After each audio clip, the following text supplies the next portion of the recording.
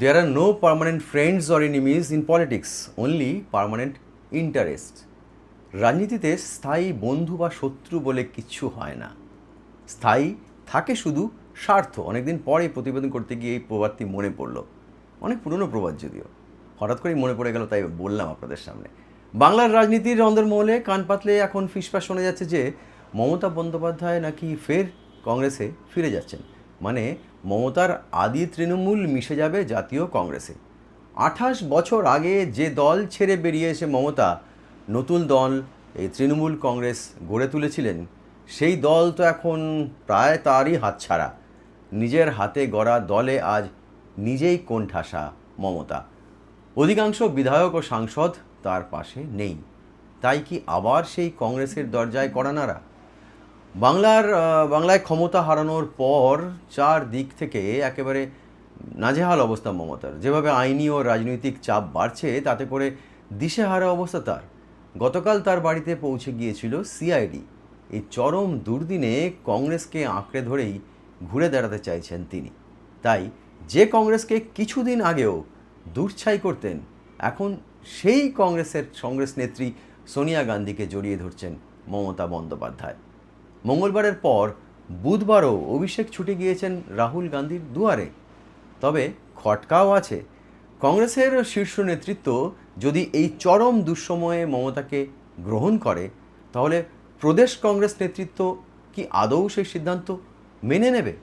রাজ্যের যে কংগ্রেস কর্মীরা এতদিন তৃণমূলের দ্বারা অত্যাচারিত হয়েছেন, তারাও কি মমতা বন্দ্যোপাধ্যায়কে নিজেদের নেত্রী হিসেবে মানতে পারবেন? তৃণমূলে ভাঙন যত বাড়ছে, ততই যেন কংগ্রেসের সঙ্গে নৈকট্য বাড়ছে মমতা বন্দ্যোপাধ্যায় ও অভিষেক বন্দ্যোপাধ্যায়ের। গতকাল মঙ্গলবার 10 নম্বর জনপথে, মানে সোনিয়া গান্ধীর বাসভবনে দীর্ঘক্ষণ বৈঠক করেছেন সোনিয়া গান্ধী এবং মমতা বন্দ্যোপাধ্যায়। বুধবার মানে আজ রাহুল গান্ধীর সঙ্গে দেখা করতে ফের ওই 10 নম্বর জনপথে গিয়েছেন অভিষেক বন্দ্যোপাধ্যায়। দুই দলের শীর্ষ নেতার মধ্যে প্রায় ঘন্টা দেড়েক বৈঠক হয়েছে, কথাবার্তা হয়েছে বলে জানা গেছে। পরপর 2 দিন দুই দলের সর্বোচ্চ স্তরের নেতাদের বৈঠক ঘিরে খুব স্বাভাবিকভাবেই জল্পনা ছড়াচ্ছে রাজনৈতিক মহলে। শোনা যাচ্ছে যে বাংলার রাজনৈতিক পরিস্থিতি, তৃণমূলের ভবিষ্যৎ, সম্ভাব্য ভাঙন এবং বিরোধী রাজনীতির নতুন সমীকরণ নিয়ে আলোচনা হয়েছে রাহুল এবং অভিষেকের মধ্যে। মমতা বন্দ্যোপাধ্যায় সদল বলে তৃণমূলকে কংগ্রেসের সঙ্গে মিশিয়ে দিতে পারেন, এমন জল্পনাও কিন্তু শোনা যাচ্ছে রাজনীতির রাজধানীর অন্দরমহলে, অর্থাৎ নয়াদিল্লির অন্দরমহলে। জানিয়ে বাংলার রাজনৈতিক মহল কৌতূহল। কোনো মহলের বক্তব্য, মমতা ও অভিষেকের কংগ্রেসে যোগদান নিয়ে এক প্রকার প্রায় আলোচনা হয়েই গিয়েছে দুই দলের শীর্ষ নেতাদের মধ্যে যে বৈঠক হয়েছিল তাতে। আর এখানেই নাকি আপত্তি তুলেছে প্রদেশ কংগ্রেস নেতৃত্ব। প্রদেশ কংগ্রেসের একটা অংশ মনে করছেন এই পরিবর্তিত পরিস্থিতিতে তৃণমূল নেত্রীর হাত ধরার কোনো প্রশ্নই ওঠে না। এই সময় মমতাকে সঙ্গে নেওয়ার অর্থ হচ্ছে তৃণমূলের গত 15 বছরের শাসনের দুর্নীতি, অপশাসনের দায় নিজেদের গায়ে মাখা।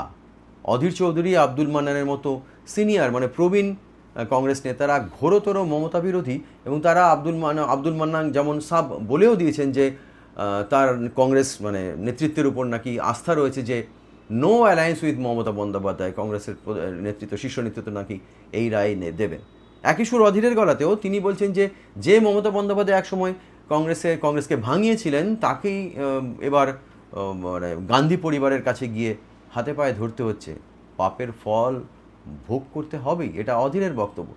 এদিকে আগামীকাল অর্থাৎ বৃহস্পতিবার নয়াদিল্লিতে জরুরি ভিত্তিতে বৈঠক ডেকেছে কংগ্রেস শীর্ষ নেতৃত্ব, হাইকমান্ড। ওই বৈঠকে সব রাজ্যের প্রদেশ সভাপতি এবং সব রাজ্যের দায়িত্বপ্রাপ্ত সাধারণ সম্পাদকদের জরুরি তলব করা হয়েছে। মাত্র একদিনের নোটিশে কংগ্রেসের শীর্ষ নেতৃত্ব এই ধরনের বৈঠক ডাকলো কেন? তাহলে কি আগামীকাল অর্থাৎ বৃহস্পতিবার মমতার ভাগ্য নির্ধারণ হবে? দেখুন, মমতার সামনে অজস্র বিকল্প পথ কিন্তু খোলা নেই। হয় তাকে সমস্ত ইগো ত্যাগ করে সব শর্ত মেনে একেবারে মাথা নিচু করে কংগ্রেসের সঙ্গে যোগ দিতে হবে, অথবা কংগ্রেসের সঙ্গে জোট বেঁধে তৃণমূলকে টিম করে টিকিয়ে রাখতে হবে। এছাড়া আর একটি মাত্র বিকল্প পথ খোলা আছে মমতা বন্দ্যোপাধ্যায়ের সামনে। সেটা কি? সেটা হলো রাজনৈতিক সন্ন্যাস।